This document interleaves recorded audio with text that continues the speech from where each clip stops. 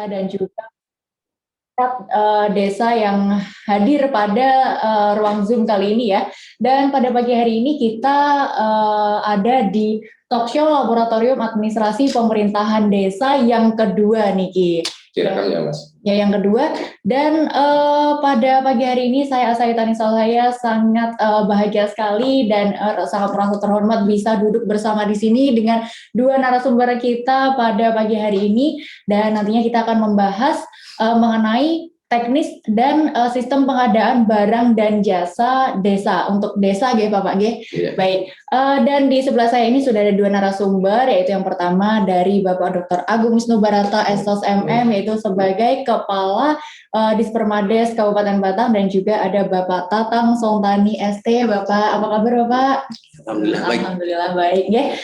Dari Kepala Bagian Pengadaan Barang dan Jasa Bapak G. Baik. Nah, berangkat dari request dari Sobat Desa sekalian yang pada talkshow sebelumnya ada nih yang request, Pak, adain dong talkshow mengenai pengadaan barang dan jasa gitu. Mungkin banyak sekali ada banyak mengenai teknis-teknis yang masih diperlukan informasinya untuk para Sobat Desa semua. Dan pada pagi hari ini sangat tepat kita hadirkan Bapak Tatang Sontani sebagai narasumber yang akan memberikan kita materi mengenai sistem atau apapun informasi-informasi yang bisa kita dapatkan mengenai pengadaan barang dan jasa untuk kantor desa sekalian. Baik, pertama saya akan mengajukan pertanyaan dulu ini kepada Bapak Agung ya. Pak Agung, kenapa sih Pak Agung memilih topik pengadaan barang jasa ini sebagai topik talkshow kedua kita? Terima kasih Mbak Asa yang cantik. Aduh, alhamdulillah. Terima kasih untuk kedua kalinya Mbak Asa berkenan memfasilitasi kegiatan hari ini sebagai host ataupun moderator. Ya. Pak Kades, saya nyapa semua Pak Kades yang ada di Kabupaten Batang. Assalamualaikum warahmatullahi wabarakatuh.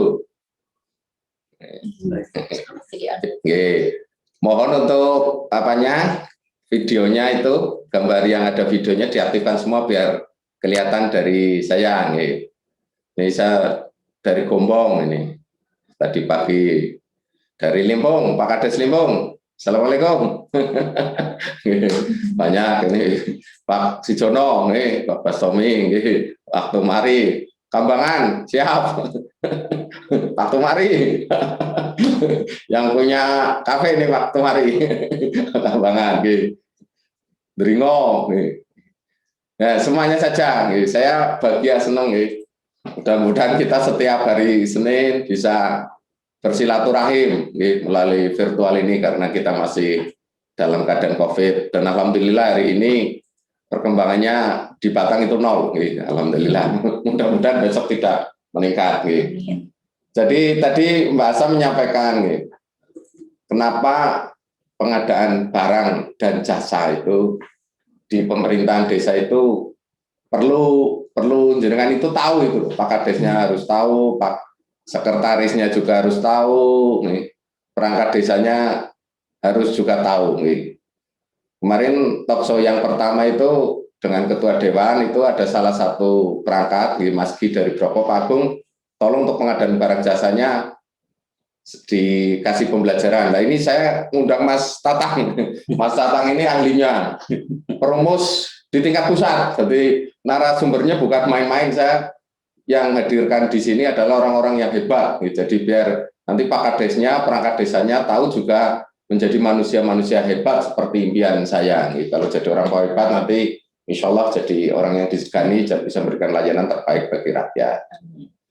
Bapak Ibu sekalian, Bapak Kades, perangkat desa, jadi tugas pokok Pak Kades itu dengan perangkat itu sebenarnya sama itu, ada 4 Pak. Ini perlu dicatat dan perlu dipahami, ini harus hafal kita, jangan sampai tugasnya Pak Kades tugasnya perangkat kita sendiri tidak tahu. Jadi tugas Pak Kades yang pertama itu penyelenggara pemerintahan. Nah, penyelenggara pemerintahan, menyelenggarakan pemerintahan setiap hari. Yang kedua, melaksanakan pembangunan. Yang ketiga, pembinaan kemasyarakatan. Yang keempat, pemberdayaan masyarakat. Jadi tugas Pak Kades sebenarnya dari sekian tugas yang banyak, Kalau di Peras itu tugasnya cuma apa? Satu itu tadi penyelenggaraan pemerintahan, pelaksanaan pembangunan, pembinaan kemasyarakatan, dan pemberdayaan masyarakat. Nah, untuk melaksanakan tugas pokok 4 itu, seorang kepala desa maupun perangkat desa itu harus memiliki ilmu. Nah, ilmu yang pertama namanya ilmu manajerial. Nah, manajerial itu ilmu mengatur orang dan organisasi. Jadi seorang pemimpin tugasnya kan ngatur itu. Pak Kades ngatur perangkatnya, ngatur masyarakatnya, itu harus punya ilmu manajerial. Nah, nanti perlahan-lahan akan kami ajari. Yang kedua, harus punya kemampuan yang bersifat teknis. Nah, hari ini adalah ilmu teknis. Bagaimana pengadaan barang dan jasa yang ada di desa. Jadi nanti dengan ahlinya Pak Tatang akan menjelaskan dari proses awal sampai proses akhir, dan mana kalau ada permasalahan bagaimana. Mudah-mudahan Pak Tatang insya Allah bisa memberikan jawaban semua dan bisa memuaskan. Kalau nanti forum ini tidak selesai, ya bisa diskusi di luar forum di Laboratorium Administrasi Pemerintah Desa. Yang kemudian yang ketiga itu harus punya kemampuan sosial. Kalau kemampuan sosial saya yakin Pak Kades itu sudah punya, karena dia menjabat seorang kepala desa, otomatis hubungan dengan rakyatnya itu sudah bagus. Jadi tadi harus kemampuan manajerialnya punya, kemampuan teknisnya punya, kemampuan sosialnya punya. Dan pada hari ini kenapa barang dan jasa itu perlu diberikan pada Pak Kades dan perangkat, karena kami menginginkan Pak Kades dan perangkat itu mengenal secara ilmu teknis pengadaannya. Nanti pendalamannya sambil diskusi setelah di luar forum laboratorium, minimal mengenal dulu. Jadi jangan sampai tidak mengenal sama sekali. Saya kira itu Mbak Asa. Baik, ya terima kasih Pak Agung. Nah itu tadi mengapa sih alasan Pak Agung ini mengadakan talk show Laboratorium Administrasi Pemerintahan Desa terkait dengan pengadaan barang dan jasa. Baik, langsung saja kita ke narasumber yang kedua, yaitu narasumber utama kita Bapak Tatang Soltani SD, dan beliau akan menyampaikan atau memaparkan, mengulas tuntas ini mengenai pengadaan barang dan jasa. Dan jangan lupa untuk Sobat Desa di tempat masing-masing bisa menyiapkan pertanyaan-pertanyaan yang berkaitan dengan pengadaan barang jasa ini ya. Oke, baik Bapak Tatang silakan. Oke, terima kasih atas waktunya. Assalamualaikum warahmatullahi wabarakatuh. Pak Agung yang saya hormati, kemudian Bu siapa tadi? Bu Asa. Bahasa. Hari ini segar sekali Pak Agung ada bahasa ini. Saya setiap hari berkutat di pengadaan barang dan jasa. Baru kali ini saya di hosi seorang darah yang cantik. Oke, tugas saya pagi hari ini adalah saya memberikan atau menyampaikan kepada kepala desa seluruh Kabupaten Batang bagaimana mengamankan, bagaimana melaksanakan pengadaan barang dan jasa desa yang betul dan sesuai aturan, ya, tepat manfaat, juga dapat dipertanggungjawabkan. Ini yang terakhir ini kadang yang dipertanggungjawabkan itu kaitannya dengan akuntabilitas. Karena beberapa kali saya mendengar ya banyak sekali pengadaan barang di desa menjadi problem. Cita-citanya luhur ya Pak Agung membangun desanya. Namun demikian antara cita-cita dan pelaksanaan kadang berbeda. Nah ini alhamdulillah saya diundang Pak Agung. Saya berharap cita-cita yang panjenengan rencanakan ini menjadi benar-benar cita-cita yang bermanfaat dan akuntabel. Nah kali ini saya akan membawakan materi yang saya berharap menjadi suluh ya bagi kepala desa, baik Bapak maupun Ibu yang jadi kepala desa baru, ataupun menjadi pengingat ya bagi kepala desa yang lama. Oh ternyata problematika saya selama ini ada di sini misalnya. Oh ini kurang apa. Monggo silakan disimak apa yang akan saya sampaikan. Kemudian apabila panjenengan merasa ini saya kok masih kurang paham, silakan bertanya, mumpung saya bisa menjawab, ataupun misalnya apa yang saya jawab masih kurang memahami atau kurang memberi penerangan, silakan bisa datang di tempat kami. Di tempat kami pun sama Pak Agung, di tempat saya ada yang namanya klinik, ya, klinik pengadaan. Nah, di sana ya bisa nyambung itu. Ya, nyambung. Setiap hari Bapak Ibu Kepala Desa ya, klinik pengadaan ini banyak sekali yang berkunjung. Tentunya terkait dengan problematika pengadaan barang dan jasa yang selama ini kita kenal pengadaan barang dan jasa pemerintah. Namun tidak menutup kemungkinan karena dana ini juga menyasar ke desa, maka tentu harus dibarengi dengan aturan. Nah, terkait dengan pengadaan barang dan jasa di desa, alhamdulillah kita sudah punya aturan-aturannya Pak Agung, mulai dari undang-undang tentang desa sampai yang terakhir amanat dari Perkal KPP nomor 12 tahun 2019, lahirlah peraturan Bupati Batang nomor 6 tahun 2020 tentang tata cara PBJ di desa. Walaupun kemarin ya saya mengikuti workshop terkait dengan serap aspirasi Pak Agung, intinya bagaimana sih PBJ di desa selama ini dilaksanakan, apakah ada perlu perbaikan. Nah, tidak akan lama lagi Pak Agung, nanti akan ada Perka LKPP yang baru yang akan merevisi Perka LKPP nomor 12 tahun 2019. Monggo selanjutnya slide berikut. Nah, Bapak Ibu peserta ya, partisipan di acara kali ini, bahwa ini saya coba merefresh kembali ya. Karena biasanya kepala desa itu senangnya langsung praktek, Pak.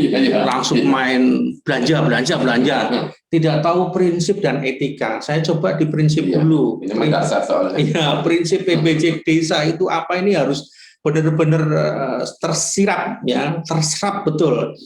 Misalnya jenengan bangun tidur kemudian ditanya itu, ketika ditanya tentang prinsip itu langsung bisa, ya, langsung bisa.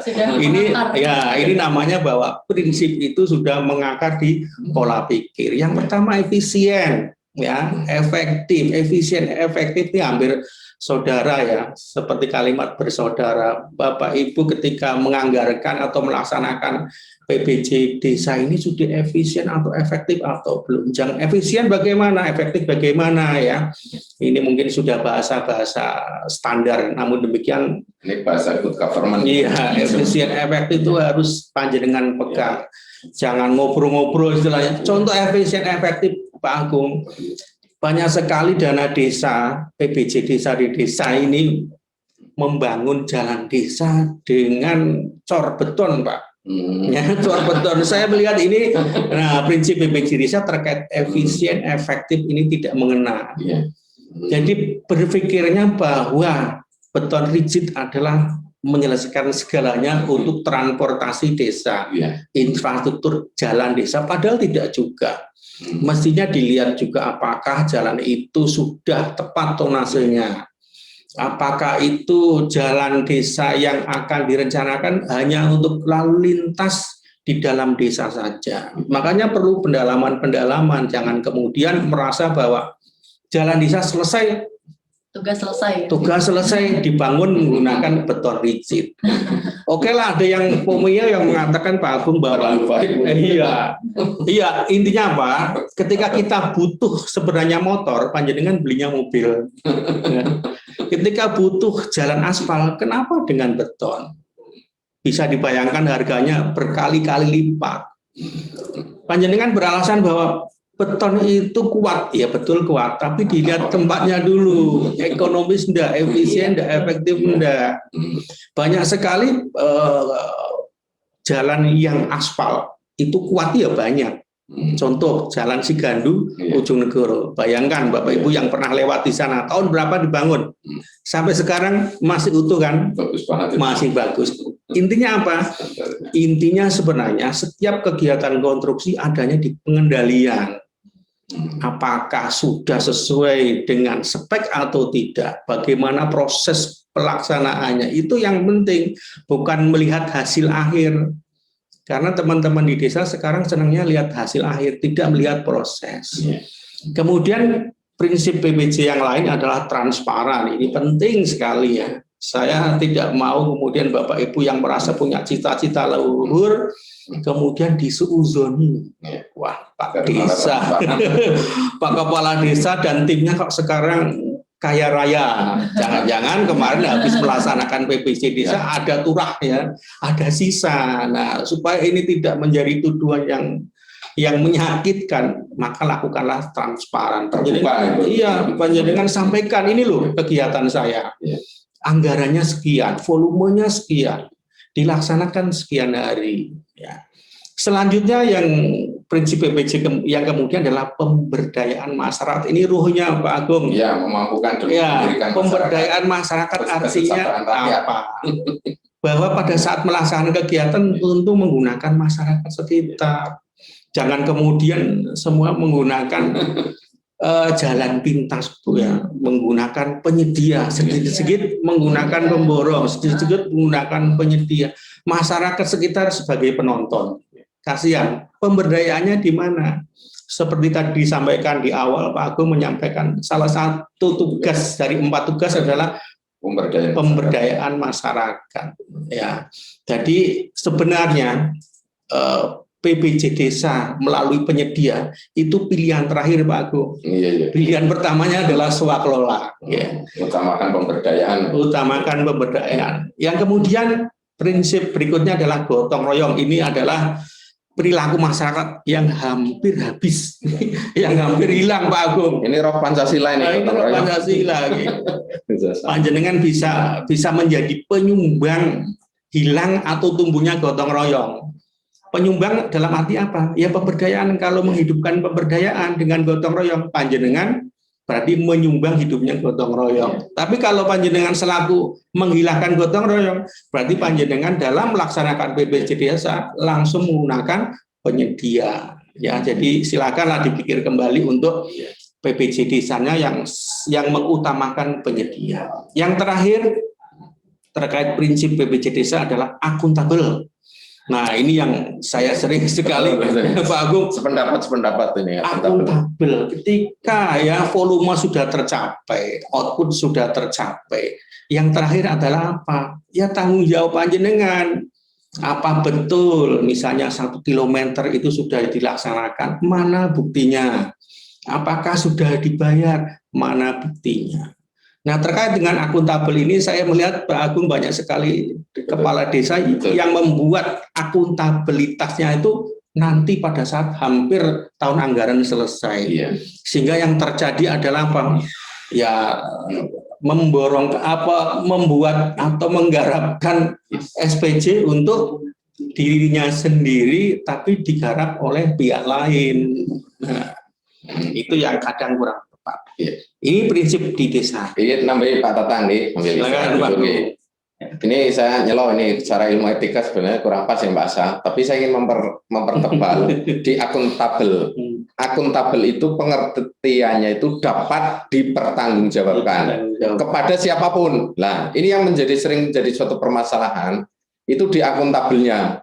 Jadi manakala ada pihak-pihak yang ingin mengetahui tentang kegiatan barang dan jasa, kalau akuntabelnya dengan baik dari administrasi, dari teknis maupun dari pertimbangan-pertimbangan yang lain, nanti jenengan tidak pernah akan takut, baik itu dari penegak hukum, dari NGO atau dari lainnya. Nah ini yang saya tekankan utama sekali di akuntabel. Akuntabel ini menurut saya memang sangat mutlak Pak Tatang, karena ini yang membuat kita kadang-kadang takut karena merasa kita tidak mampu mengerjakan sesuai dengan prinsip PPC. Jadi kalau prinsip yang disampaikan Pak Tatang itu sudah betul, saya kira tidak perlu ada yang kita takuti. Siapapun kalau kita diminta pertanggungjawaban oleh pihak siapapun siap. Saya kira itu Pak Tatang, saya nyambung Pak Tatang. Sudah menggarisbawahi memang akhir dari sebuah kegiatan adalah akuntabilitas Pak Agung. Ya, begitu akuntabilitas tercapai dengan norma-norma yang sudah disepakati, maka kita tidak perlu takut terhadap siapapun. Betul ya, saya sudah punya pengalaman Pak Agung terkait dengan akuntabilitas Pak Agung. Artinya ketika saya ngomong, saya tidak asal ngomong, saya punya pengalaman pada saat saya jadi PPK 7 miliar pengadaan drum aspal. Waktu itu tahun 2006. Nah, luar biasa. Aspal drum 7 miliar. Kalau saya nggak akuntabel, saya mungkin tidak duduk di sini. Yang dengan Pertamina Cilas itu ya. Betul. Ngeri. Sedap. Oke, lanjut di slide berikut. Nah, terkait dengan prinsip sekarang ke etika ya, etika. Ini saya lebih cenderung menyampaikan hal-hal yang jarang kita pelajari ya, karena orang lebih cenderung main tabrak, main tubruk langsung pelaksanaan. Setelah tadi prinsip sekarang di etika. Jadi ketika kita melaksanakan PPJ desa, etikanya bagaimana? Laksanakanlah secara tertib dan tanggung jawab. Ya, bekerja secara profesional, mandiri, menjaga rahasia informasi yang menurut sifatnya harus dijaga. Ya, kalau harus terbuka ya terbuka. Tidak saling mempengaruhi, baik langsung maupun tidak langsung yang berakibat persaingan usaha. Ini nanti setiap etika yang saya bacakan nanti akan saya deskripsikan lebih lanjut, Pak Agung. Iya. Menerima dan bertanggung jawab atas segala keputusan yang telah ditetapkan sesuai dengan kesepakatan tertulis, kemudian menghindari dan mencegah terjadinya pertentangan kepentingan para pihak atau conflict of interest. Ya, ini yang terakhir ini banyak kejadian terkait dengan conflict of interest. Misalnya ada KAUR jadi pelaksana. Mungkin Pak Kades juga. Pak Kades jadi pelaksana. Ini konflik of interest. Jadi monggo lah ya, kita mau cari aman, nyaman atau mencari susah. Lanjut. Lanjut di slide berikut. Menghindari dan mencegah pemborosan dan kebocoran keuangan desa. Ini wajib ya. Menghindari dan mencegah penyalahgunaan wewenang dan atau kolusi, kemudian tidak menerima, tidak menawarkan, tidak menjanjikan atau menerima hadiah. Kenapa saya tanda merah? Ini jarang yang bisa, Pak. Ya, oke lah tidak menerima, tapi ternyata ada janji, Pak. Ya, tetapi ada janji di belakangnya, menerimanya 2 tahun berikut, sama saja, ya sama saja. Jadi ini yang saya sebut integritas, Pak. Integritas itu luar biasa, sulit untuk ditegakkan. Ya. Mungkin ada pelaksana pengadaan barang dan jasa pasti mendapatkan pendapatan di luar pendapatan resmi. Ini masih banyak orang yang berpendapat seperti itu. Itu pendapat lama ya, pendapat lama. Kalau sekarang integritas, silakan panjenengan kalau mau ngecek integritas yang ada di tempat kami. Nah, silakan. Kalau di tempat kami integritasnya down, maka akan kelihatan, Pak. Kelihatan dari apa? Pola hidup, tingkat ekonomi, ya setiap bulan mungkin mobilnya ganti. Terlihat ya Pak. Iya, yang karena apa? Kemudian terbalik. Kemudian terbalik. Yang kami ampu itu miliaran, Pak Bro. Yang kami ampu itu miliaran. Ya. Silakan panjenengan karena transparan melalui aplikasi, silakan dihitung berapa sih yang saya ampu. Saya lanjut di slide berikutnya. Ruang lingkup ya, ruang lingkup. Jadi yang namanya ruang lingkup itu intinya bahwa pada saat kita mau melakukan kegiatan, berarti kita tidak boleh keluar dari ruang lingkup. Dengan adanya ruang lingkup itu semestinya panjenengan berterima kasih. Tidak perlu ngoyo-woro, tidak perlu kemana-mana. Ini garisnya sudah dijelaskan. Ruang lingkup bagaimana?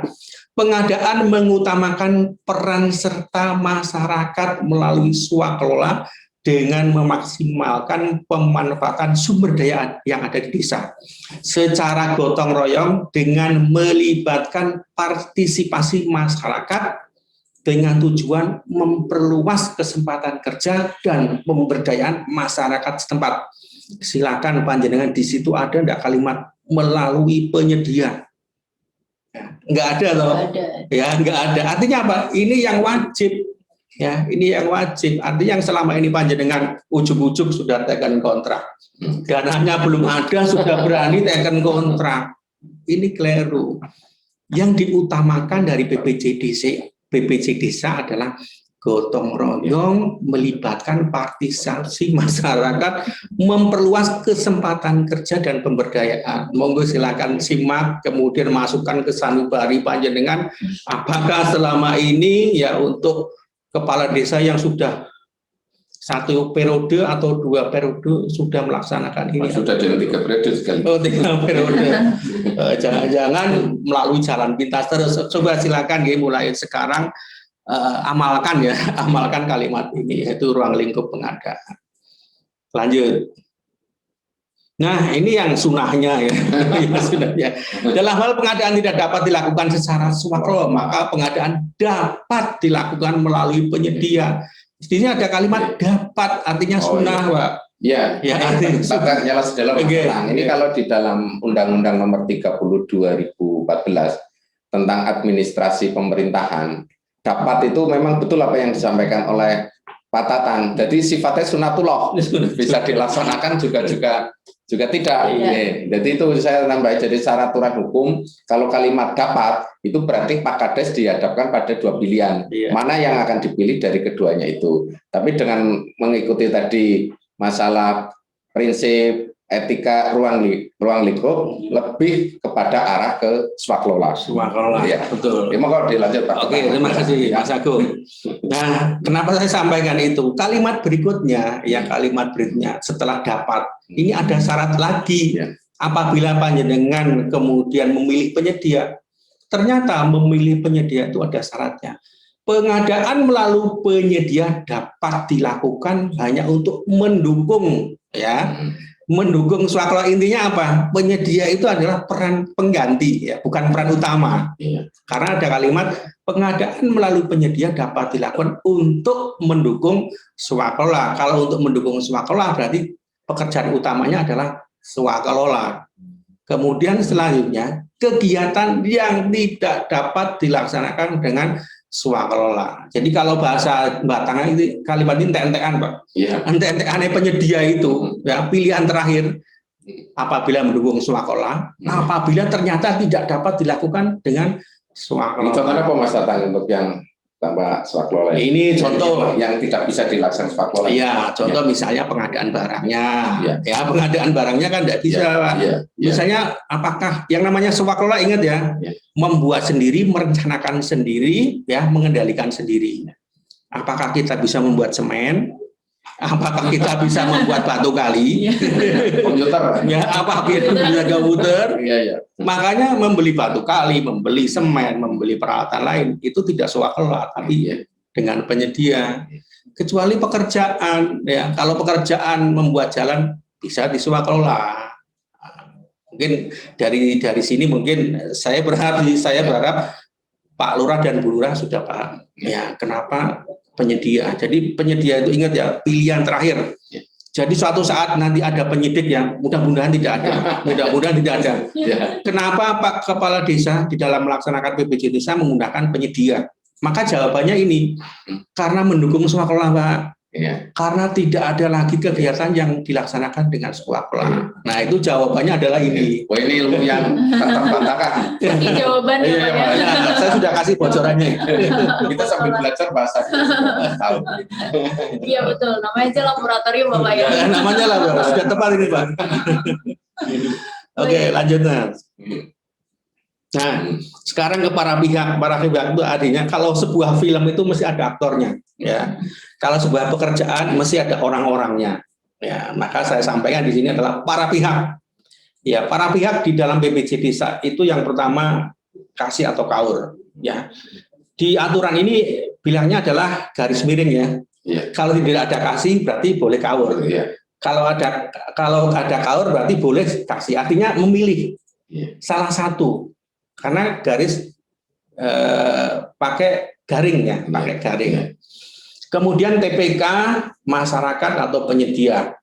Ini saya mungkin disamakan persepsinya ini berdasarkan Permendagri nomor 18 tahun 2019. Kaur adalah perangkat desa yang berkedudukan sebagai unsur staf sekretariat. Silakan dicek ya di aturan itu. Kasih adalah dan seterusnya. Nah, ini yang perlu saya sampaikan TPK ya, TPK. TPK adalah tim yang membantu kasih atau KAUR dalam melaksanakan kegiatan pengadaan barang dan jasa yang karena sifat dan jenisnya tidak dapat dilakukan oleh kasih atau KAUR yang bersangkutan. Kemudian masyarakat adalah masyarakat desa setempat. Ya, ini sudah digarisbawahi. Ini Masyarakat. sebentar, ini banyak Pak Kades tanya nih. Kalau kasih KAUR-nya sudah mampu, apakah itu juga TPK diperlukan tetap? Ya, kalau kasih KAUR-nya sudah mampu, ya. Kalau kalimat di sini ya, membantu ya. TPK adalah tim yang membantu kasih KAUR dalam melaksanakan kegiatan pengadaan barang jasa yang karena sifat dan jenisnya tidak dapat dilakukan sendiri. Di sini muncul sifat prinsip pengadaan yang namanya efisien efektif. Kalau ternyata kasih KAUR sudah bisa, ya kenapa terlalu banyak tim? Nanti pemborosan, nanti pemborosan. Kakean tim. Jangan-jangan hanya untuk menghonori saja. Kemudian masyarakat, ini sudah jelas masyarakat adalah masyarakat desa setempat atau masyarakat desa sekitar lainnya. Ya. Kemudian penyedia adalah badan usaha dari orang atau penyedia barang dan jasa. Lanjut. Pak, bisa dicek mungkin Pak kalau misalnya ada pertanyaan Pak. Dicek ya, siapa tahu ada yang bertanya. Kita dulu nih, saya sampai Pak Tatang. Kita sambil diskusi ya Pak Kades. Ahlinya Pak Tatang, saya sendiri masih belajar. Jadi jangan sampai tadi ini kan tim pelaksana kegiatan itu dirangkap oleh Pak Kades.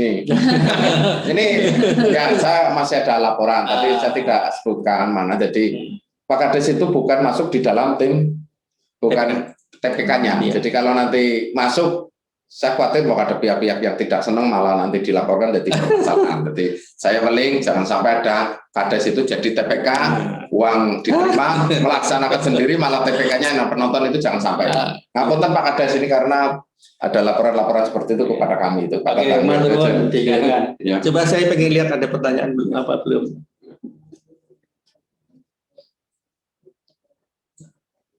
Belum ada ya? Belum ada. Oke, kalau belum. Ini menarik bahasanya. Belum ada ya? Oke. Jadi intinya Pak Kades silakan bertanya walaupun saya masih menyampaikan materi. Tadi Pak Agung mengingatkan untuk Pak Kades ya, Kades kepala desa ya. Kepala desa itu kalau panjenengan mau mau meningkatkan kewibawaan ya Pak Agung ya sudahlah Pak Kades itu harus berwibawa jadi orang tua, tidak usah masuk ke sana kemari ya, ada apa-apa lagi menjadi masuk di TPK. Ini kewibawaan panjenengan berkurang nanti ya.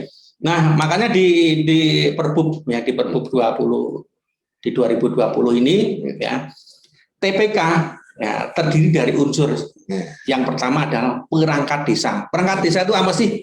Perangkat desa sebagaimana dimaksud adalah pelaksana kewilayahan. Jadi ada wilayah Pak, saya terjemahkan adalah kepala dusun sesuai dengan Permendagri 20/2018. Ingat ya, TPK unsurnya adalah perangkat desa, lembaga kemasyarakatan desa, masyarakat. Tidak ada di sini kepala desa ya. Tidak ada kepala desa. Silakan cek di Permendagri 20/2018. Kemudian LKD, lembaga kemasyarakatan desa itu apa sih? Di dalamnya RT termasuk, RW termasuk, PKK termasuk, Karang Turunan juga masuk, pos pelayanan juga masuk, lembaga pemberdayaan masyarakat juga masuk. Silakan dicek di Permendagri 18 tahun 2018. Kemudian unsur yang terakhir adalah masyarakat. Jadi Bapak Ibu ya selaku kepala desa, silakan dicek lagi SK-nya. Nah, SK yang tahun kemarin apakah sudah sesuai atau belum? Jangan sampai kemudian ditemui yang mestinya tidak masuk, yang harusnya masuk tidak masuk. Lanjut. Selanjutnya di slide berikut ya, slide 10 perencanaan pengadaan ya, perencanaan pengadaan dibuat dalam RKP desa. Jadi panjenengan kalau membuat perencanaan itu ya inilah minimalnya. Jenis kegiatannya disampaikan, lokasinya disampaikan, lokasi di desa, RT, RW dan seterusnya. Volumenya kalau itu jalan misalnya volume lebarnya 2 meter kali 500 meter misalnya. Biayanya dalam rupiah. Sasarannya untuk siapa? Waktu pelaksanaan misalnya 1 bulan atau 2 bulan atau 30 hari, 60 hari. Pelaksanaan kegiatan anggaran tahun berapa? Tim yang melaksanakan kegiatan ditulis ya. Rincian satuan harga kegiatan yang akan dilakukan juga ditulis ya. Yang terakhir ini jarang sekali disampaikan Pak Agung ya, karena khawatir LSM ngobrol-ngobrol. Sebenarnya tidak perlu khawatir kalau misalnya pelaksanaan itu dilaksanakan sesuai dengan yang sudah direncanakan. Justru kalau panjenengan menghilangkan yang terakhir rincian satuan harga, ini justru orang-orang luar akan masuk. Loh, kenapa tidak disampaikan? Gitu. Akan menimbulkan banyak pertanyaan, Pak. Pertanyaannya lebih dalam lagi. Ya, kita dicurigai. Sebetulnya lebih tinggi. Kalau itu disampaikan sesuai dengan apa, sesuai dengan perencanaan, saya kira kita nyaman sih, tidak usah kita takut itu aja. Iya. Dan biasanya beberapa desa hal semacam ini sudah disampaikan dalam bentuk baliho, Pak Agung. Oh iya. Ya, baliho bagus sekali lah. Itu bagian dari transparansi. Ya. Lanjut. Hasil perencanaan pengadaan yang ada di dalam RKP desa diumumkan oleh kepala desa melalui media informasi yang mudah diakses oleh masyarakat. Sekurang-kurangnya papan pengumuman desa. Jangan kemudian kalau ada kalimat sekurang-kurangnya panjenengan ngejarnya sekurang-kurangnya. Tempel wah ini pengumuman desa. Kalau ada yang mudah kenapa sulit kayak gitu ya? Takutnya ada stigma seperti itu. Jangan sekurang, kan ada Pak sekurang-kurangannya. Iya itulah. Karena hampir minimal. Batas minimalnya.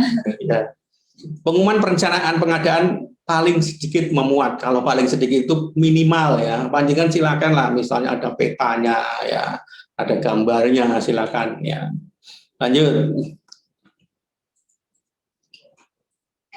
Persiapan pengadaan swaklola. Materi ini materi pertama sebelum dengan penyedia, karena ini adalah materi wajibnya swaklola. Kasih KAUR menyusun dokumen persiapan pengadaan secara swaklola berdasarkan DPA yang terdiri dari jadwal pelaksanaan, rencana penggunaan tenaga kerja, kebutuhan bahan material, gambar rencana kerja, spek teknis, RAB. Ya, RAB yang disusun oleh Kasih KAUR menjelang dilaksanakan kegiatan swaklola. Nah, kira-kira sudah membuat atau belum? Kalau belum, lihat lagi dokumen-dokumen panjenengan ya. Dokumen persiapan pengadaan ya, namanya dokumen persiapan. Ternyata dokumen persiapan ini rinciannya ini. Silakan dicek kembali dokumen-dokumen tahun kemarin yang sudah dibukukan. Saya khawatir ada dokumen yang terlewati. Lanjut.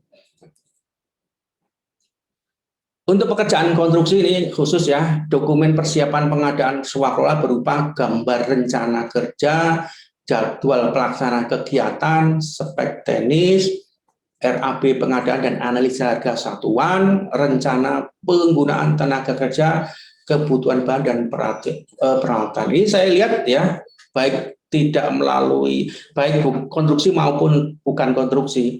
Ini rencana penggunaan tenaga kerja selalu diminta Pak Agung ya. Iya. Ini kan terkait dengan tadi ruang lingkup yang pertama pemberdayaan masyarakat. Ya. Tenaga lokal. Ya. Dari sini nanti akan kelihatan nih Pak Kepala Desa dan Ibu Kepala Desa seberapa besar panjenengan ya melakukan meningkatkan pemberdayaan. Nah, kelihatan kalau misalnya tenaga kerjanya ternyata minim ya. Kalau minim sudah kelihatan, ini mesti menggunakan penyedia.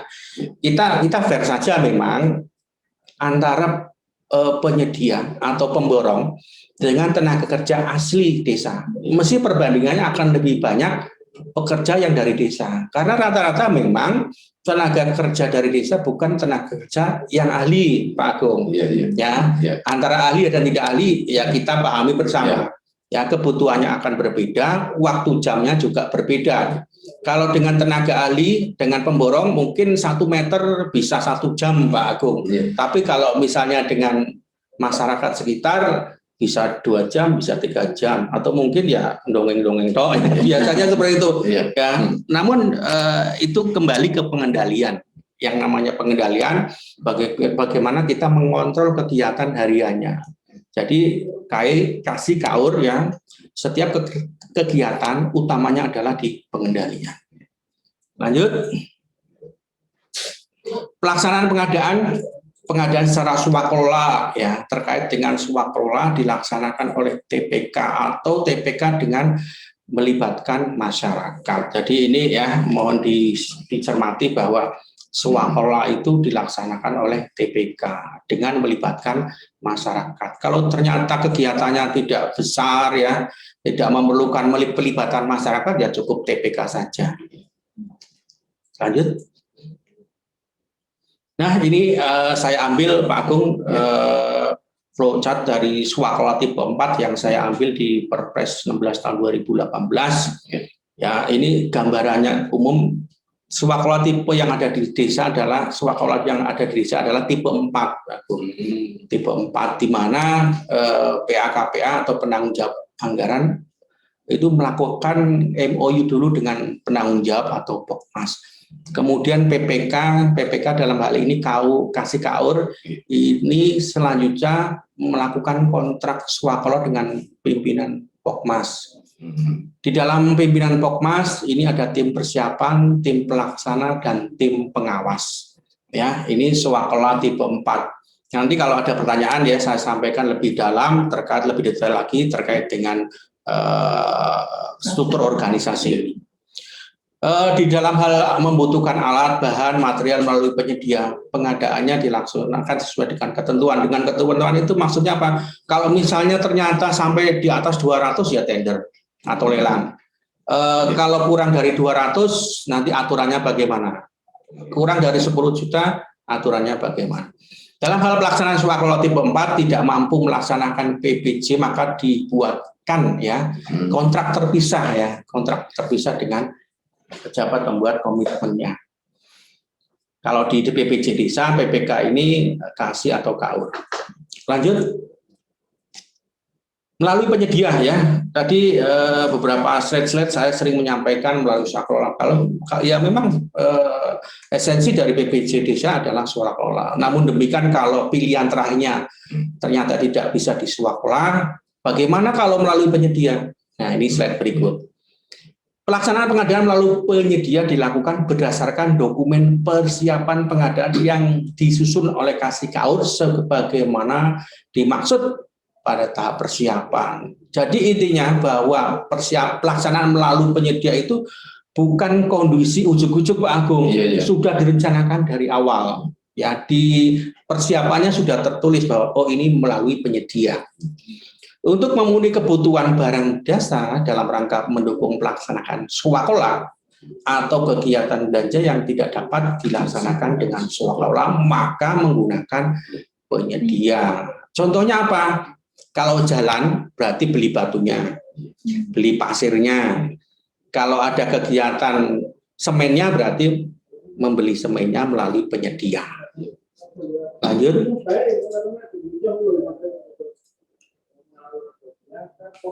Pelaksanaan pengadaan melalui penyedia dilakukan mengutamakan penyedia dari desa setempat, ya, penyedia dari desa setempat. Jadi memberdayakan penyedia dari desa setempat, toko setempat, ya, kemudian leveransir setempat, ya.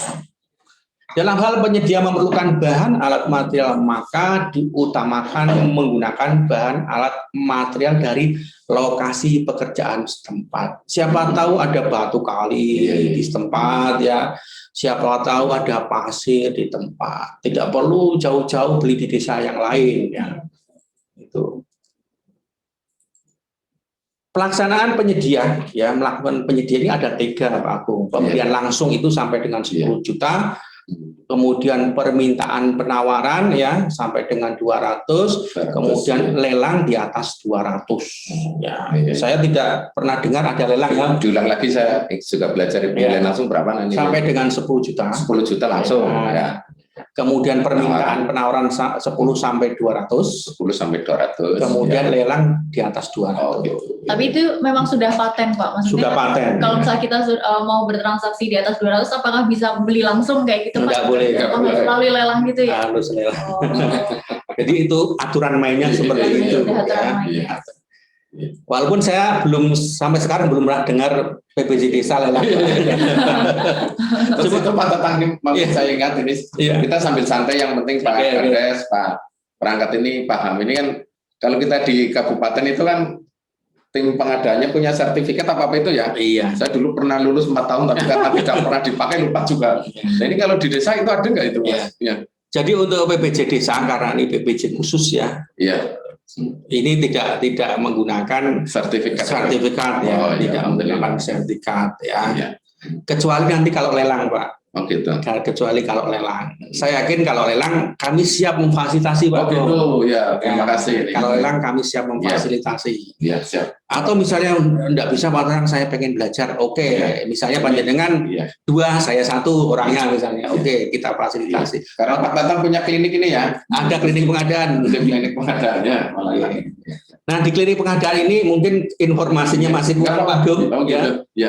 Tamunya belum ada yang dari desa. Waduh, karena kita belum tahu. Saya sendiri belum tahu nih. Itu berarti sekalian buat informasi sama kita kalau pemerintahan desa kita punya laborat, Pak Tatang ini punya klinik. Jadi itu insya Allah kita jadi sehat semua Pak. Sesuai namanya klinik Pak Gung, ya di situ ada kartu sehat. Jadi yang setiap datang nanti dapat kartu Pak Gung. Oh siap. Ibarat orang periksa itu sakitnya apa? Iya.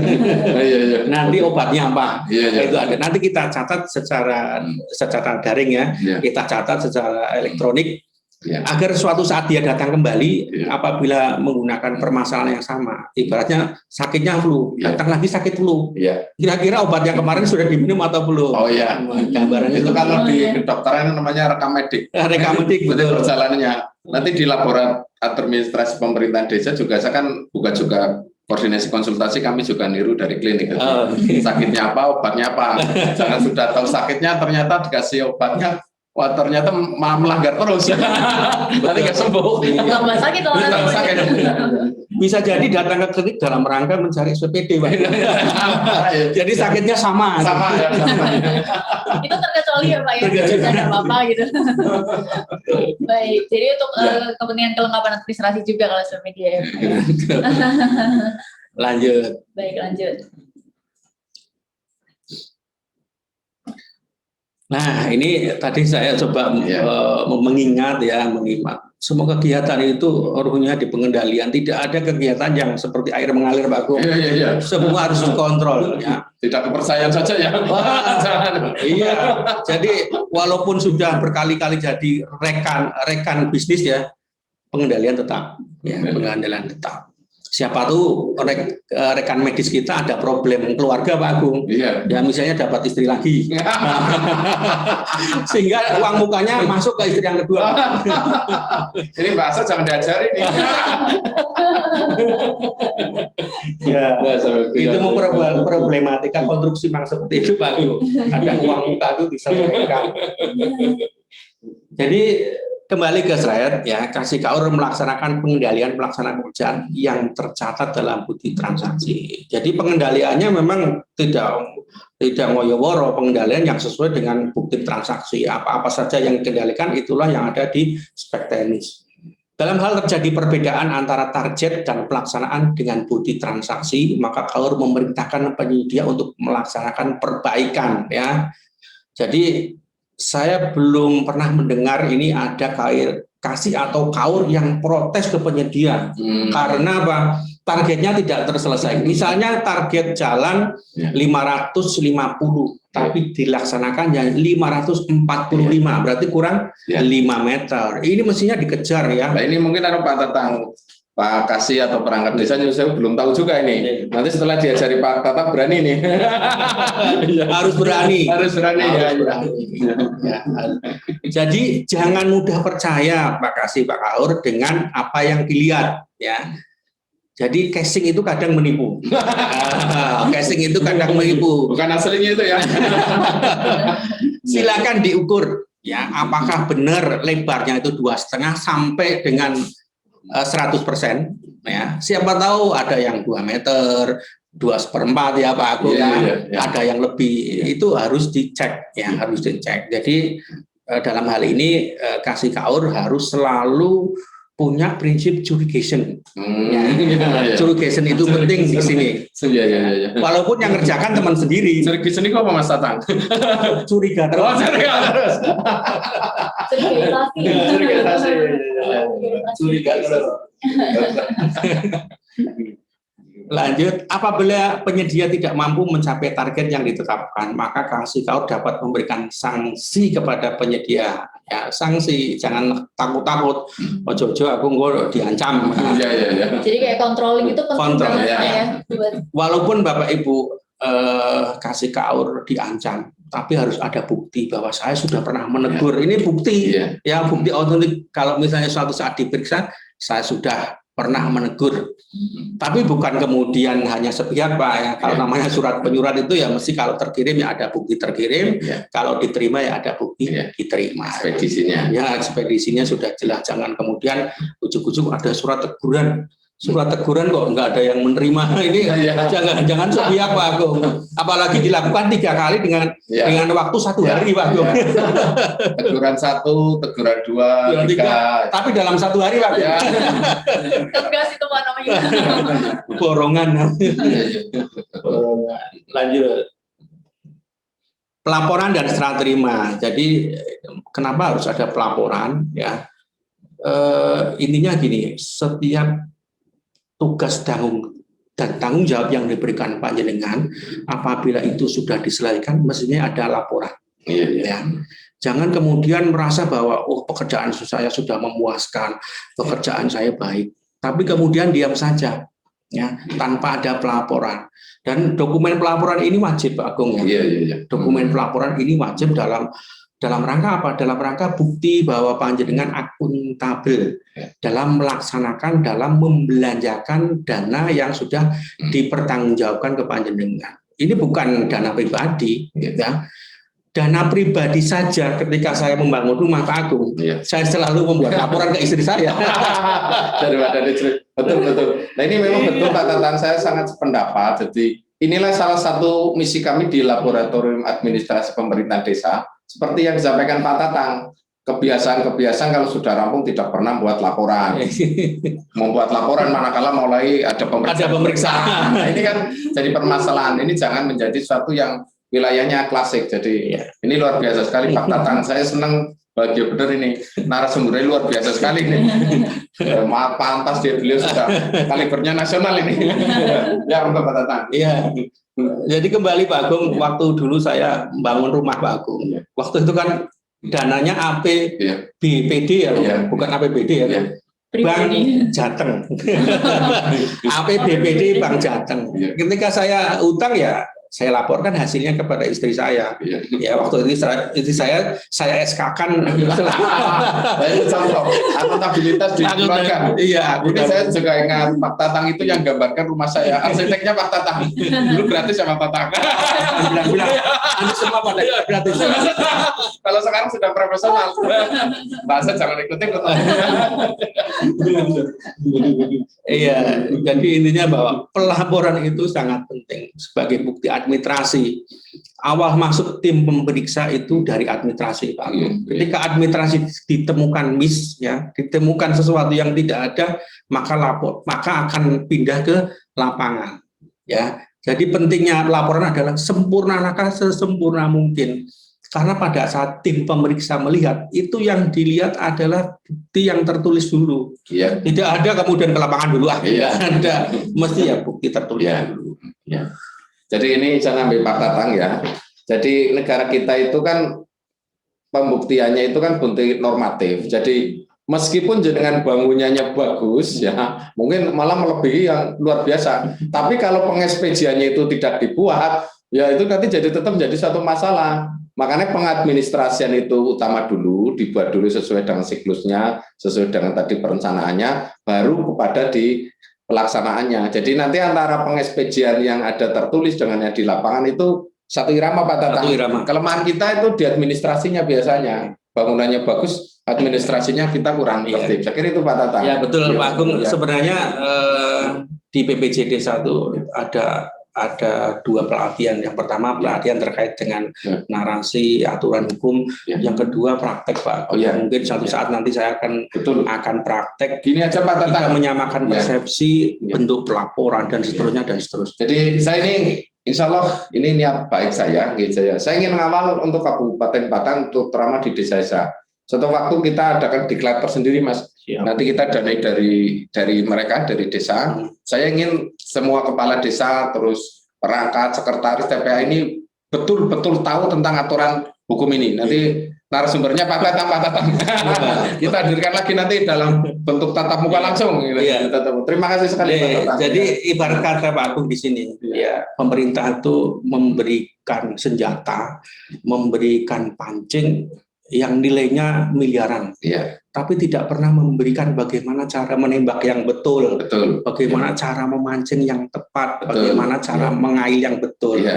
Nah, sehingga apabila nanti ada kesalahan di tingkat desa, kita secara rohani, secara tanggung jawab, itu juga kita pendapat.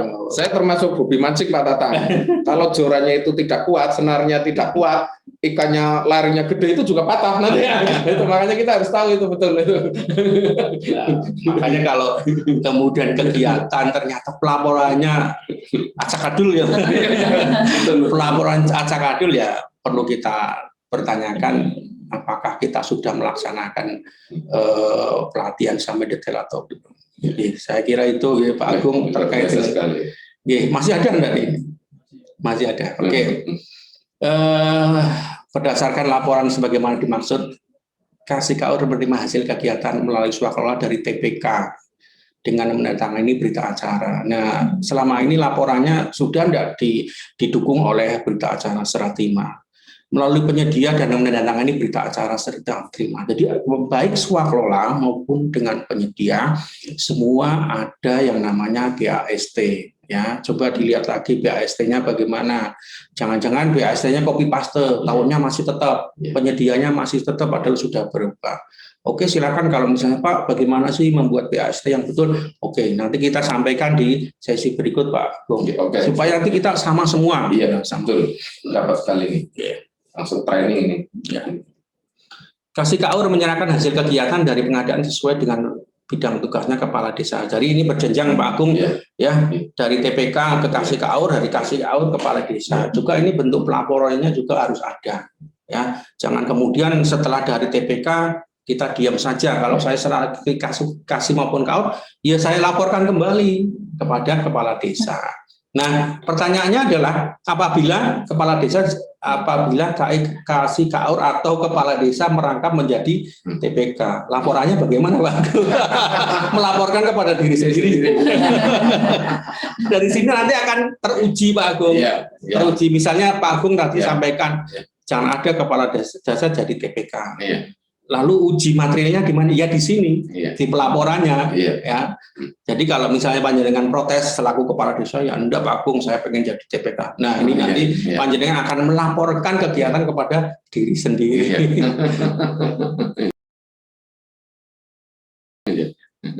Oke, itu ya. Itu Mbak ya yang biasa saya sampaikan di acara kali ini. Kalau misal pun di sesi ini ada pertanyaan, silakan bertanya. Ya, baik, terima kasih Pak Tatang, luar biasa sekali tadi ditimbali dari Pak Agung juga.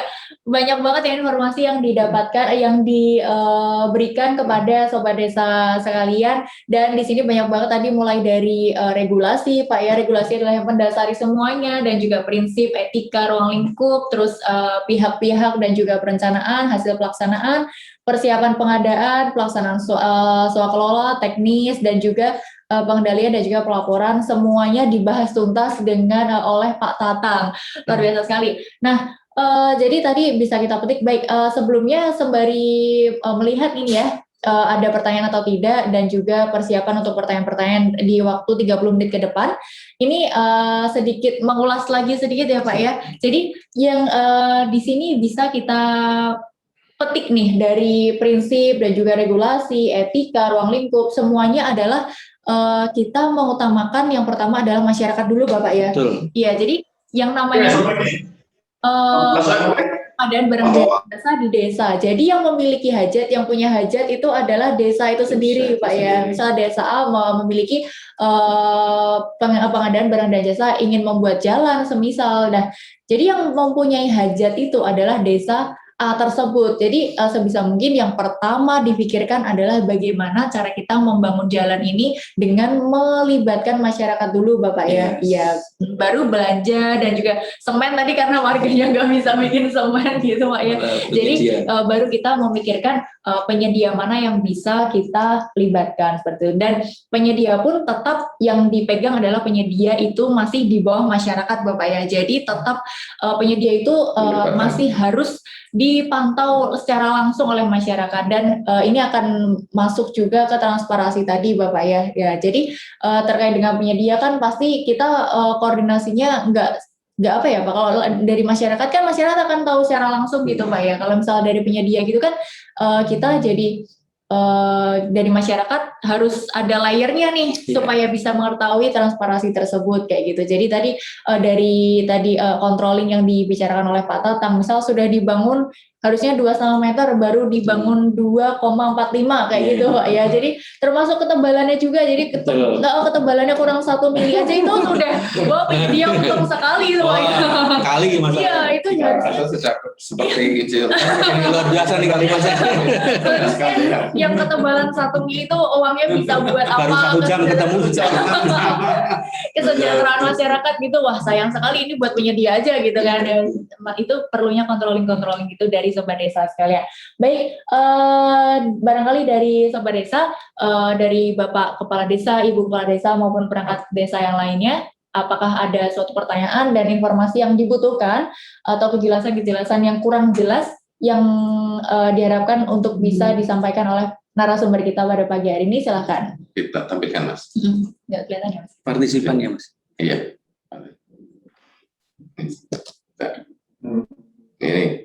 Ini sambil mengatur waktu, jadi setelah kita bisa Mas? Ya sudah muncul di layar, biar muncul di layar. Ya, mendengarkan yang disampaikan Pak Tatang ini pelajaran yang sangat luar biasa sekali Pak Tatang. Jadi ini padahal ini menurut saya ini paling domain yang ada di desa. Karena apa? Alokasi anggaran yang datang dari DD ini kebanyakan bentuknya ke fisik ini. Ya, termasuk juga dana dari aspirasi-aspirasi dari pokok-pokok pikiran dewan baik dari provinsi maupun dari kabupaten. Saya meyakini penuh manakala keilmuan tentang pengadaan dan barang jasa ini dikuasai oleh semua aparat di tingkat desa dan punya integritas yang baik, dikuasai dan punya integritas, saya yakin permasalahan-permasalahan di Batang bisa zero, Mas. Ya, saya itu aja sambil nunggu tadi. Ya. Baik, ini ada satu yang resen ya, yang angkat tangan itu dari Broko. Dulu ya, Broko, dari Desa Broko, Kecamatan Watuga, silakan Bapak. Ya, Broko. Masukin. Waalaikumsalam.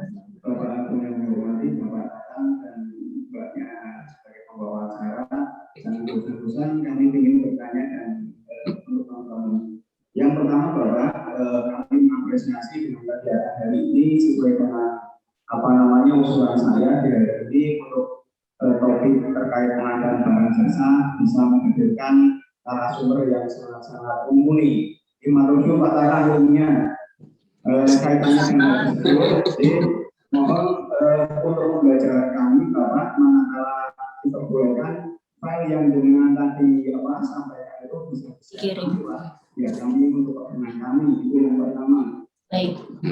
Yang kedua Bapak menyimak apa yang tadi bilang saja yang sampaikan untuk komposisi dari BPK itu kan kalau tidak salah di Pergub nomor 2020 tentang pengadaan desa itu untuk jumlah BPK adalah 3 orang. Nah yang saya tanyakan, apakah untuk ketua TPK itu harus kepala wilayah atau boleh dari berbagai desa? Berikutnya, untuk pertanyaan yang ketiga, katanya pengadaan material yang ada di desa, kadang-kadang kita kan semaksimal mungkin menggunakan dari masyarakat. Contohnya pembelian batu atau pasir itu kan langsung kita buka ke masyarakat bukan keluar. Nah itu untuk pertanggungjawabannya di nota dan akuntansi otomatis kan beliau tidak punya stempel. Nah itu bagaimana cara untuk mensiasatinya, apakah harus ada stempel atau tidak? Oh. Nah, terus Pak, ini yang paling sangat riskan. Kaitannya dengan proporsi dari PKA yang secara di Permendagri menyebutkan bahwasanya tugas dari PKA adalah salah satunya adalah membuat ataupun menyusun RAB Bapak. Sementara kita tahu persis seperti tadi dengan lapor kaitannya dengan pemerintah pusat itu memberikan dana begitu besarnya, tapi tidak dipersiapkan SDM-nya Pak secara mumpuni. Sehingga ini menjadi dilematis Pak bagi kita, menjadi bumerang ya. Dan ini Pak, kalau seandainya bisa kami mohon dengan sangat diadakan pelatihan untuk pembuatan RAB yang mungkin yang ringan saja Pak untuk PKA ini Pak, untuk khususnya dikasih kesejahteraan Bapak. Contohnya mungkin pembuatan raba, tahu, aspal itu yang mungkin bisa kita jangkau. Kalau untuk pembuatan gedung dengan kesulitan tinggi itu mungkin memang harus mengalaminya. Setidaknya kita tahu Pak bahwasanya membuat RAB yang baik seperti ini, sehingga manakala kita melaksanakan kita akan lebih tahu Pak. Itu Pak mungkin. Dan yang terakhir untuk hari ini apakah untuk partisipannya dibatasi Pak? Ini dari teman-teman banyak yang nanya ke saya Pak. Jadi batasi lah. Kalau bisa dilebarkan lagi seperti di minggu kemarin ya, agar semua teman-teman bisa suka puro. Jadi itu Pak, matur sangat tanya dari saya. Jangan bosan Mbak ya, Pak Agung jangan bosan. Ya. Aku paling dulu Pak. Jadi matur, assalamualaikum warahmatullahi wabarakatuh. Waalaikumsalam warahmatullahi wabarakatuh. Baik, Bapak mau langsung dijawab atau perlu saya review pertanyaannya lagi? Di review. Iya, baik. Tadi ada 3 pertanyaan Bapak di sini. Apakah TPK itu harus dari pengurus harian apa ya tadi ya? Atau bagaimana seperti itu? Untuk pelaksana pengerjaan yang akan dikerjakan oleh desa tersebut. Seperti itu. Dan juga terkait stempel Bapak, apabila kita belanja di toko bangunan yang tidak memiliki stempel seperti itu, terus bagaimana itu Pak siasatnya? Dan juga yang terakhir itu ada usulan pembuatan pelatihan RAB. Jadi kan pengucuran dana yang banyak, tapi kita bingung nih. Kita bingung ini bisa kita buat, bisa kita kerjakan, tapi ini gimana nih untuk RAB-nya seperti itu Pak? Monggo silakan. Jadi terima kasih dari Desa Bropoh ya, Kecamatan Molotunggal. Luar biasa sekali pertanyaannya. Desa dengan Pak Kadesnya itu. Oke. Selamat siang Pak Kades dan perangkat. 3 pertanyaan yang dahsyat. Yang saya tangkap tadi pertanyaan yang pertama terkait dengan TPK ya, TPK. TPK ini dari harian ya Pak ya. Mbak, reviewnya tadi ya? Iya. Karena sedikit mendengung Pak ya, sedikit mendengung. Kalau saya ada yang perlu dibenahi, monggo Bapak silakan. Tidak Bapak tadi memang agak berdengung. Iya, berdengung. Diulang lagi Mas Ki, moodnya diaktifkan lagi moodnya. Yang TPK itu. Yang TPK pertanyaan pertama, ya. Moodnya diaktifkan. Moodnya. Mikrofonnya bisa di-on kan? Yang mood ditekan mood. Dari sana moodnya. Ya. Oke, sip. Ya. Untuk TPK itu kan salah satunya harus dari kepala kewilayahan, kadus, ataupun kadus di kadus. Nah, itu unsur komposisinya itu kan kalau nggak salah kan ketua, sekretaris dan anggota. Nah itu apakah kepala grup itu wajib menjadi ketua atau bisa tidak? Karena kadang-kadang kita secara di lapangan kan tidak semua kepala grup itu menguasai.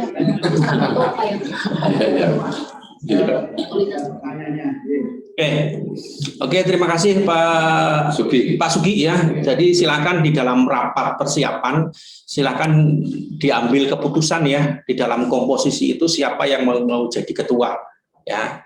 Silakan. Saya khawatir nanti kalau ketua ternyata tidak tahu apa-apa, makanya memilih ketua itu yang pertama mengetahui permasalahan ya, kemudian ya berintegritas ya, kemudian berpengalaman. Jadi tidak hanya kemudian hanya mengedepankan simbol ya, tapi dia memang betul-betul punya integritas, pengalaman dan keahlian.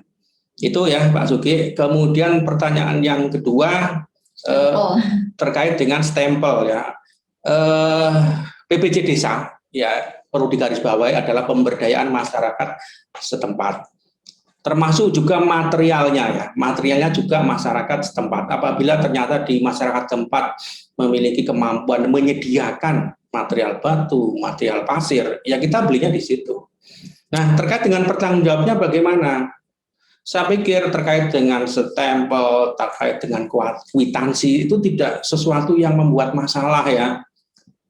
Buat stempel tuh berapa hari sih? Ya 2 jam selesai. Ya bukan menjadi problem. Silakan dikasih tahu Pak, saya mau beli material di tempat panjenengan, disediakan stempelnya ya. Kalau misalnya ternyata orangnya kayaknya itu enggak bisa ya Pak, orangnya kok deso banget gitu kan. Sudah deso tapi deso banget ya. Ya silakan dibantu untuk membuatkan stempel.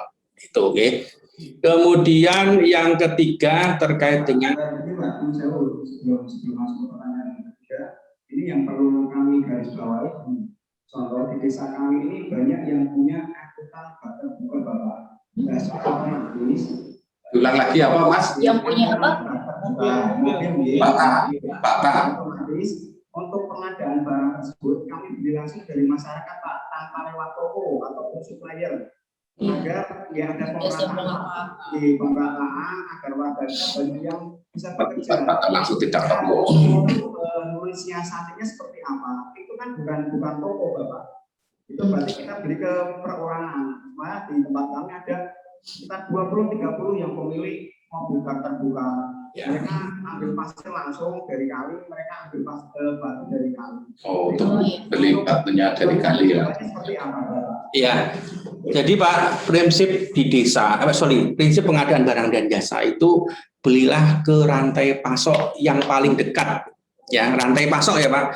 Semakin panjang rantai pasok, maka akan semakin mahal. Ya, contoh kalau ternyata ya panjenengan di lokasi yang bersangkutan itu ada penjual yang bersifat perorangan, kenapa beli di toko? Kalau beli di toko maka rantai pasok akan semakin panjang. Toko tentu akan memungut keuntungan, ya kan Pak? Ya, toko tentu logikanya akan memungut keuntungan. Dari situ maka prinsip efisien efektif terkena panjenengan. Kenapa harus beli di toko? Yang beli di perorangan pun ada, ya. Jadi tidak ada masalah apabila panjenengan langsung beli ke perseorangan, ya. Kalau misalnya terkait peng-SPJ-an, silakan panjenengan dibantu penyedia perorangan tersebut. Misalnya kwitansi, ya silakan disediakan kwitansi. Misalnya stempel, ya silakan dibuatkan stempel. Begitu Pak. Berarti pada intinya tetap harus ada stempel gitu ya? Ya, pada intinya itu salah satu dokumen yang kita minta ya, dokumen pertanggungjawaban yang kita minta, dan untuk membuatnya tidak susah ya, tidak susah. Oke. Kemudian pertanyaan yang ketiga ya, dari Desa Brokoh, silahkan ya nanti berkoordinasi dengan Pak Agung ya. Kapan akan direncanakan terkait dengan pelatihan teknis terkait dengan peng-SPJ-an. Dokumen apa saja ya, dokumen apa saja. Karena beberapa kali saya memberikan materi pelatihan diklat ini memang tidak sehari Pak Agung, 3 hari Pak Agung. 3 hari ini kebetulan di kabupaten kota lain. Ya. Jadi gini, saya sependapat pelatihan kita itu kalau sifatnya umum itu hasilnya kurang. Kita latih aja langsung pelatihan teknis, training, langsung nyusun. Jadi nanti ngerti. Jangan sampai setelah pulang pelatihan orang ngerti apa-apa, hasilnya apa malah bingung. Kita rancang bisa Mas Gimo karena kita punya kemenangan untuk batang. Insya Allah bisa. Ya. Jadi tinggal diatur aja Pak Agung teknisnya, misalnya di kelas berapa, satu kelasnya berapa orang, kemudian berapa hari, atau misalnya mau dibikin per kecamatan, silakan. Mudah-mudahan jadwalnya juga tidak tabrakan dengan jadwal saya Pak. Iya, Pak Tatang sibuk nasional. Siapa Mas? Ya, gitu Mas Brokoh nggih. Pertanyaan berikut. Baik, terima kasih dari Desa Brokoh ya. Silakan untuk yang selanjutnya, ini ada pertanyaan Pak Tatang. Mohon penjelasan. Oh, yang tertulis ya? Dari mana ini ya? Dari Dispermades. Mana? Pengirim pertanyaan siapa ini? Oh, bukan. Dispermades. So, layani rakyat dulu aja. Baik, berarti untuk siapa ini? Mungkin staf juga tanya juga. Namanya belum diganti ya. Baik, silakan Bapak bisa dipaparkan dahulu dengan Pak siapa dan dari desa mana? Kita ngerti aku. Ya, pagi Pak Tatang, Pak Agung, Pak Dr. Agung, Mbak yang pagi. Iya, monggo Bapak. Suaranya. Langsung saja Pak pada pertanyaannya Pak Dr. Agung. Ini terkait penyedia barang Pak Agung. Bisa untuk penyedia barang itu kita bekerja sama dengan BUMDes. Jadi penyedia barangnya itu BUMDes. Jadi ada sebuah simbiosis saling bersinergi Pak. BUMDesnya jalan, TPK dapat barang. Bisa. Itu aja Pak. Siap. Saya jawab singkat, bisa. Bisa Pak. Kita hilang Pak Kades. Nah, itu yang harapkan gini. Jadi gini prinsipnya, penyedia itu bisa perorangan maupun badan usaha ya. Badan usaha itu kan macam-macam, diantaranya badan usaha desa. Apalagi tadi disampaikan di awal, PPC desa itu menghidupi masyarakat setempat Pak ya. Ya, mulai dari pemberdayaan dan gotong royong. Ini ruhnya di situ nggih, Pak Kepala Desa nggih. Ada unsur pemberdayaannya. Iya. Jadi saya jawab bisa. Singkat padat jelas. Lain. Kayaknya malah desanya. Ada lagi yang tertulis? Saya bacakan ya. Mohon penjelasan Pak, misal ada pekerjaan pembangunan GOR desa sebesar 470 juta, PBC-nya seperti apa? Apakah murni penyedia semua atau cukup pengadaan materialnya aja yang pakai penyedia atau bagaimana? Terima kasih untuk penulis ya. Cuma saya tidak tahu ya yang bertanya siapa, cuma saya. Mana ini tulisannya Dispermades. Dulu, lainnya dulu aja. Ya, biar layani yang lain dulu. Ada lain enggak? Ini nih Desa Wonotunggal. Untuk pembuatan RAB kita biasanya minta tolong kepada pendamping teknis. Namun ternyata pendamping teknis di wilayah kami Kecamatan Wonotunggal masih belum ada Bapak. Mohon untuk ditambah dari pendamping teknis.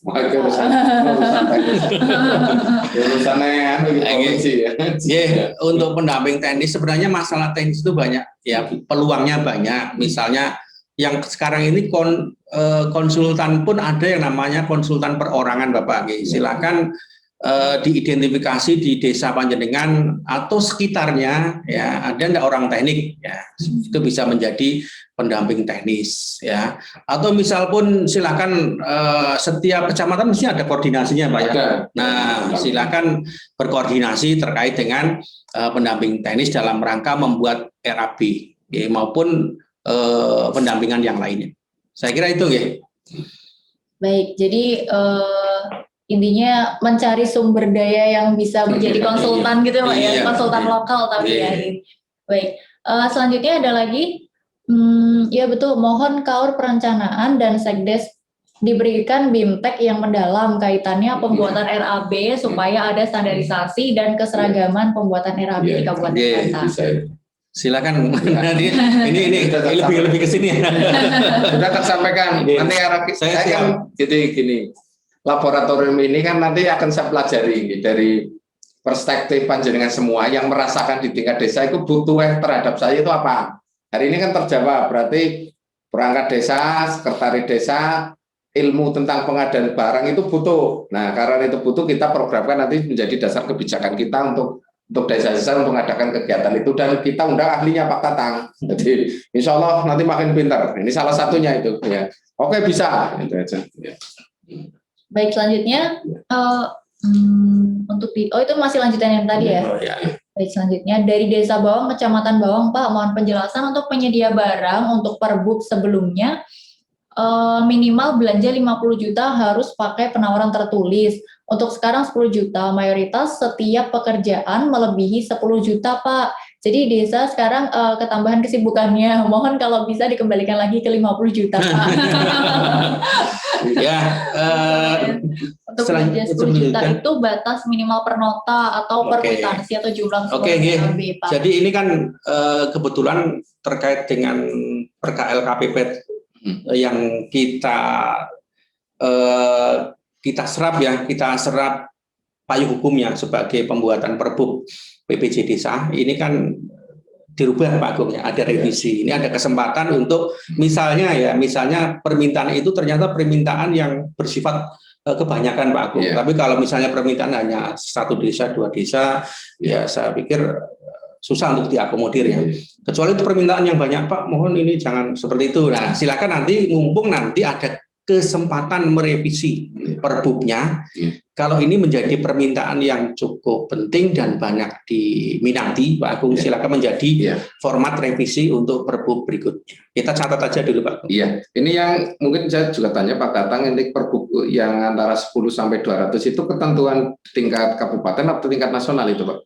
Jadi saya lihat di Perbup kabupaten langsung nyadur aja. Oh, langsung nyadur dari nasional itu. Iya. Tapi kalau nanti tingkat lokalnya mengingat bisa itu bisa. Ya? Oh, bisa. Jadi ini peran Pak Kades melalui Sang Pamomong, kalau itu memang prakteknya di lapangan nyusahkan, ya yang namanya undang-undang kan tidak bisa diganti.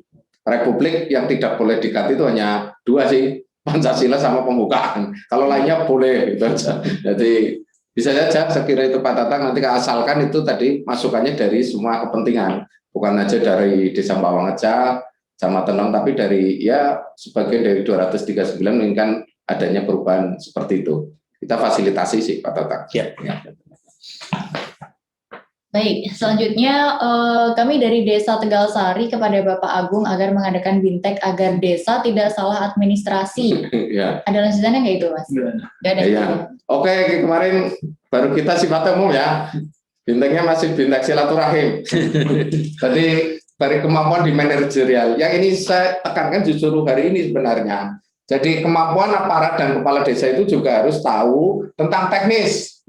Tidak yang umum-umum aja. Kalau umum kata Pak Kades biasa bergabung dengan warga sudah biasa. Nanti suatu waktu kita rancangan lagi yang sifatnya teknis, dan ini menurut saya wajib Pak Tatang pengadaan barang jasa, karena memang uang ke desa ini kebanyakan ke fisik. Jadi jangan sampai nanti karena kailnya belum kuat, tadi senarnya nggak kuat, nanti waduh patah karena ikannya terlalu, grogonya terlalu, nariknya terlalu kuat. Jadi filosofinya saya seperti itu. Menurut saya oke, itu aja. Lanjut. Baik, ada lagi nih ya pertanyaan dari admin desa mana ini Bapak? Baik Bapak, silakan bisa dipaparkan dulu nama dan dari desa mana, silakan. Silakan. Pemdes Kepundung Reban. Baik, silakan Bapak. Ya, Pak. Ya, baik. Ini jadi pertanyaan terakhir ya. Jadi menjadi pertanyaan terakhir aja ya Bapak ya.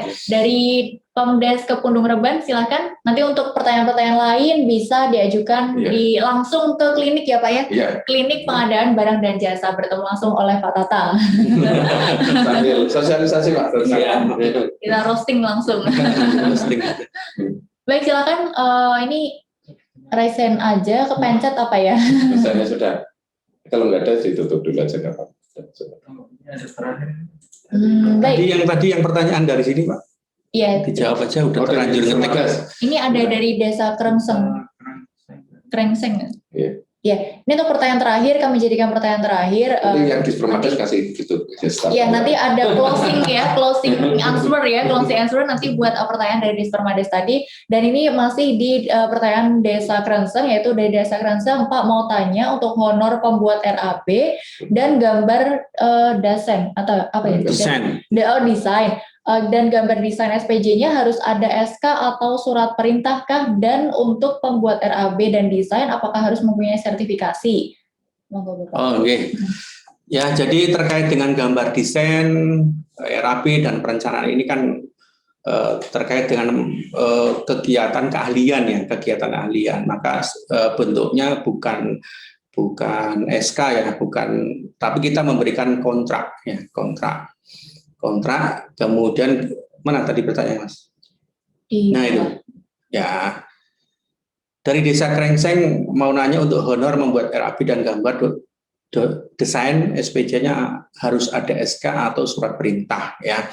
Ya, jadi terkait dengan desain ini karena ke pihak lain ya, karena pihak lain ini sifatnya bukan SK tapi surat perintah ya. Surat perintah dalam bentuk surat perintah SPMK ya, dalam satu surat perintah perjanjian ya.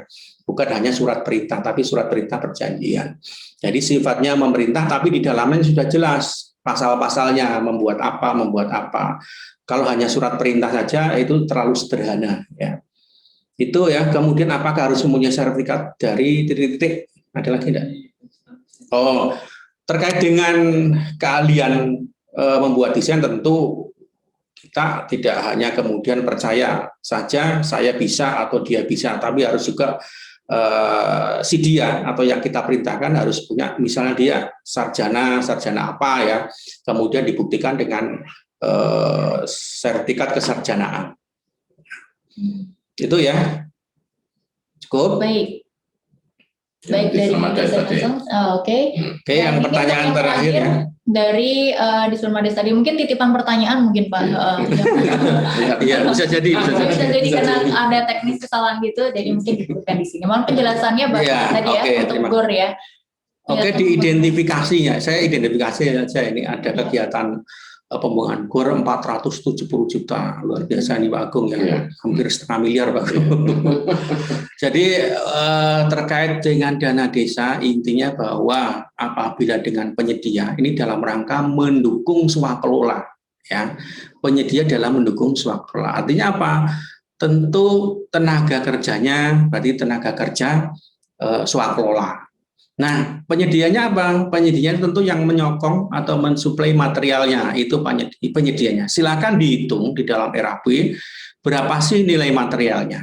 Ya, kalau materinya lebih dari 200 juta, berarti harus lelang. Kalau materialnya sampai dengan kurang dari 200 juta, berarti hanya permintaan penawaran. Jadi dilihat dulu. Yang pertama, tidak semerta-merta 470 juta dilaksanakan oleh penyedia ya. Status penyedia hanya submaterial. Nah, tinggal hitung materialnya berapa ratus juta. Kalau misalnya di atas 200 juta berarti lelang. Saya kira itu ya pertanyaan terakhir yang bisa Baik, saya itu jawab. adalah pertanyaan terakhir dan juga jawaban terakhir juga dari Pak Tatang di forum Zoom ini ya. Untuk selanjutnya masih ada kesempatan untuk bertemu Pak Tatang di klinik Jumpa darat boleh. Jumpa darat ya, Japri ya. Kopdar. Masih ada kesempatan untuk kopdar bersama Pak Tatang di klinik pengadaan barang jasa Bapak ya, dan juga nanti bisa berkolaborasi dengan laboratorium administrasi pemerintahan desa, dan itu tadi merupakan paparan secara lengkap, lebih dari lengkap malah ya, lebih dari lengkap, dan juga penjelasan-penjelasannya dan jawaban-jawaban dari pertanyaan-pertanyaan dari sobat desa sekalian, dan semoga paparan tersebut bisa bermanfaat dan bisa diaplikasikan dengan baik nih untuk keperluan administrasi di desa masing-masing, dan juga terkait teknis juga bisa terselenggara dengan baik. Nah, itu tadi merupakan pemaparannya, dan apabila masih kurang ini tetap terus aja pantengin dan jangan bosan-bosan untuk terus bersama talk show kami Bapak ya. Nanti barangkali ada suatu saat ada kesempatan lagi kita membahas tentang pengadaan barang jasa lebih dalam lagi mungkin ya, apabila ini masih kurang. Baik, itu tadi kami ucapkan terima kasih dan mohon maaf apabila terdapat suatu kesalahan. Kami ucapkan terima kasih juga kepada Bapak Agung dan juga Bapak Tatang, kepada Bapak Kepala Desa dan juga perangkat sekalian. Terima kasih, mohon maaf. Assalamualaikum warahmatullahi wabarakatuh. Waalaikumsalam warahmatullahi wabarakatuh.